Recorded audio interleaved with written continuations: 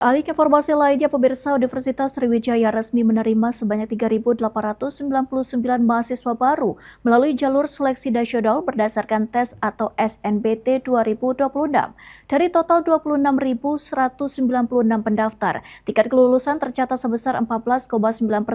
Pengumuman SNBT sendiri pada 25 Mei 2026 pukul 15.00 waktu Indonesia Barat.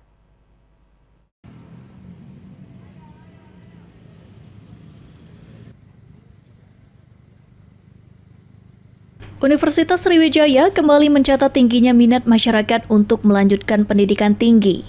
Pada seleksi nasional berdasarkan tes atau SNBT tahun 2026, Universitas Sriwijaya menerima sebanyak 3.899 mahasiswa baru dari total 26.196 peserta yang mengikuti seleksi. Dengan persentase kelulusan hanya sebesar 14,9%, persaingan masuk ke berbagai program studi di Universitas Sriwijaya berlangsung sangat ketat. Hal ini menunjukkan Universitas Sriwijaya masih menjadi salah satu perguruan tinggi favorit di Indonesia, khususnya di wilayah Sumatera Selatan. Rektor Universitas Sriwijaya, Profesor Taufik Marwa mengatakan, ketentuan kelulusan jalur SNBT didasarkan pada hasil tes yang telah diikuti para calon mahasiswa sebelumnya.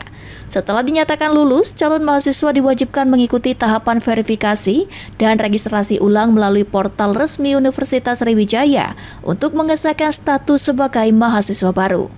Proses tersebut meliputi pengisian biodata, penentuan uang kuliah tunggal atau UKT, unggah dokumen persyaratan, hingga pembayaran biaya pendidikan.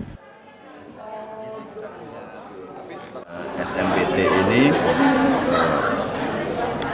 ketentuan kelulusannya itu hanya menggunakan hasil tes yang sudah dilakukan. Jadi di Universitas Sriwijaya ada sebanyak 3.899 calon mahasiswa yang diterima. Ini adalah sebesar 14%-an dari peserta atau dari pendaftar. Pihak Universitas Sriwijaya berharap mahasiswa yang telah diterima dapat memanfaatkan kesempatan ini dengan baik serta mampu memberikan kontribusi positif, baik di lingkungan akademik maupun di tengah masyarakat.